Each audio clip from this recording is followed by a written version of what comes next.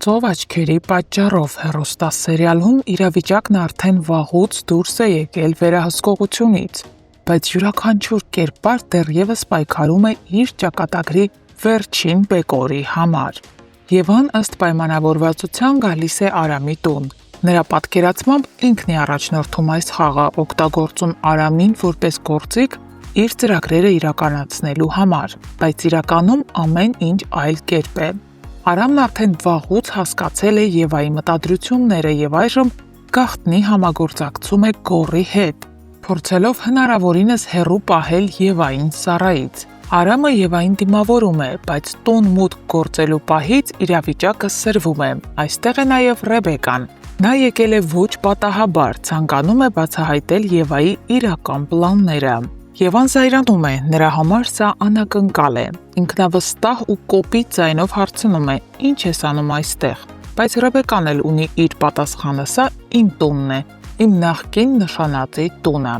Եվան վայրկյաններ անց հասկանում է, որ Արամի ու Ռեբեկայի միջև ինչ-որ բան կա, բայց դա նրան ամենաքիչն է հետաքրքրում։ Նրա միակ նպատակը մնում է նույնը՝ Գոռին տեսնել դժբախտ։ Եվայի հեռանալուց հետո Արամը մտքի մեջ ամրապնդում է այն գաղափարը, որ խոսքերն այլևս ոչ մի արժեք չունեն, այսուհետ միայն գործողությունն է կարևոր։ Նա միանգամից կապվում է Գոռի հետ Ամերիկա, զգուշացնելով, որ եթե նա հնարավորինս շուտ չվերադառնա Հայաստան, ամեն ինչ կարող է ունենալ անդառնալի հետևանքներ։ Գոռը հասկանում է պահի լրջությունը եւ հաշվի առնում Արամի կարծիքը։ Նա առանց երկար մտածելու թողնում է բոլոր գործերն ու խնդիրները եւ նստում ու առաջին իսկ չվերթով վերադառնում Հայաստան, փրկելու իր սերը։ Մյուս կողմից Սարոյանը բախվում է մեկ այլ վտանգի։ Նրա փաստաբանը բացահայտում է կարևոր ու անհանգստացնող տեղեկություններ Արմանի հոր Գարիկի մասին։ Սարոյանը զգում է այստեղ ինչ-որ բան սխալ է։ Նա անմիջապես կանչում է Արմանին իր աշխատասենյակ եւ հստակ աներկբա ասում. «Քեզ արգելում եմ տեսակցել հորդ»։ Արմանը շփոթվում է, նրա հայրը բանտում է եւ նույնիսկ առանց այդ արգելքի էլ իրենք հազվադեպ են հանդիպում, բայց այս հանկարծակի ու կտրուկ արգելքը լիովին շփոթեցնում է նրան։ Սարոյանը սակայն հստակ գիտի, թե ինչ է անում։ Նա երբեք պատահական կամ հիմար որոշումներ չի կայացնում։ Նրա խոսքերում թաքնված է մի խորը շերտ, զգուշացում, որը Արմանը դեռևս չի կարող ընկալել։ Քիչ անց, երբ Արմանը վերադառնում է տուն աշխատանքից, նրա դիմաց տան մոտ կանգնած է մի անծանոթ տղամարդ։ Նա հաղորդում է ինչ-որ լուր, ուղարկված հենց Գարիկից։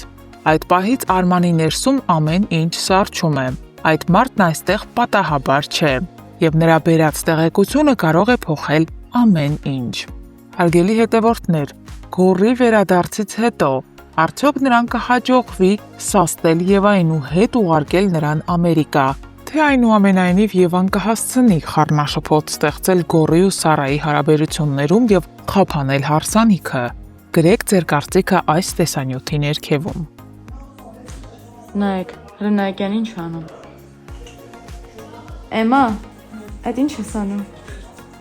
Այդ ինչ ես անում, քեզ սպասում են ռեքտան։ Կարտոշկա եմ։ Դու ինչ ես։ Ինչ ես անում, չես տենում։ Դու մեծ դուրշը կծրա գնա։ Իդու։ Ապրես։ Չերք ես հասկանում եմ, որ տեքստերը չեմ սովորել, բայց կարծում եք սկոչով ձեռքերս կապելը տեքստեր չսովորելու համար նորմալ է։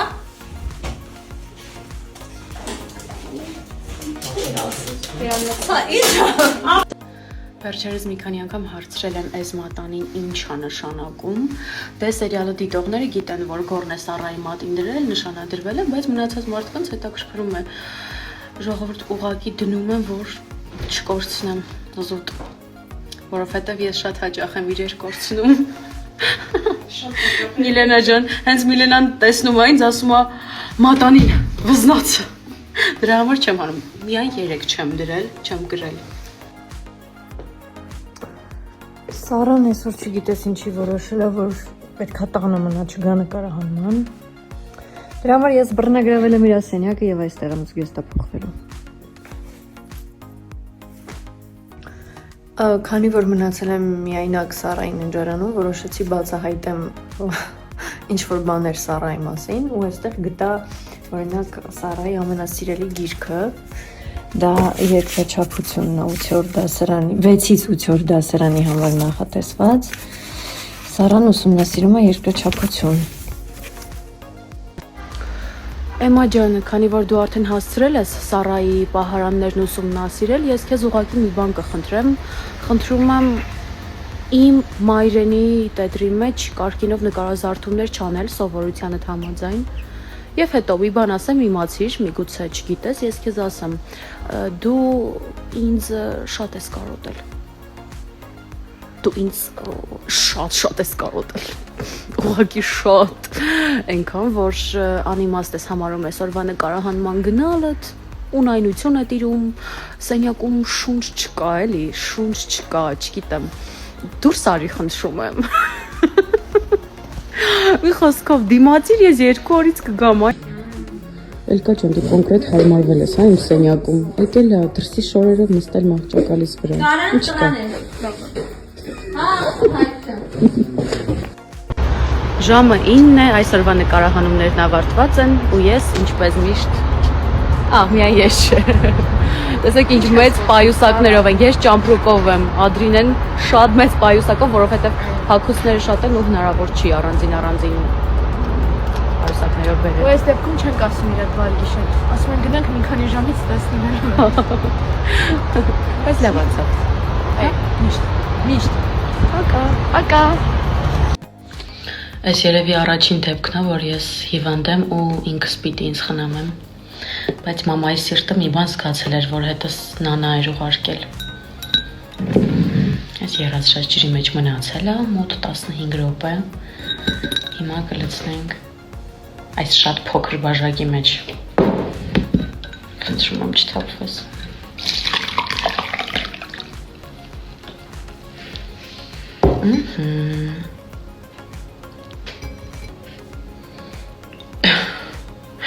Այսպես անեմ, որպեսզի պատկերացնեք ինչքան մեծ բաժակ է, հետո որդուց եմ նվեր ստացել։ Բայ։ Մենք այսօր եկել ենք շատ գեղեցիկ վայր նկարահանումների։ Նոնա։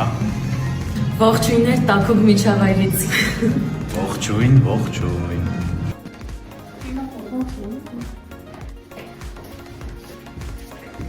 Իհարկե երկուսս ես ուզում եմ։ Այսօր նկարահանումներս ավարտեցի ուղիղ ժամը 6-ին։ Մի տեսակ դերասանուհու աշխատանքի նման չի էլի, ֆիքսված ժամը։ Փաստորեն էսպես էլ է լինում։ Բրթեքանը գցեք սերիալից դուրս, sense վատ է։ Այս երկու քույրն են միայն։ Իրականում այս դրանք են ստոր։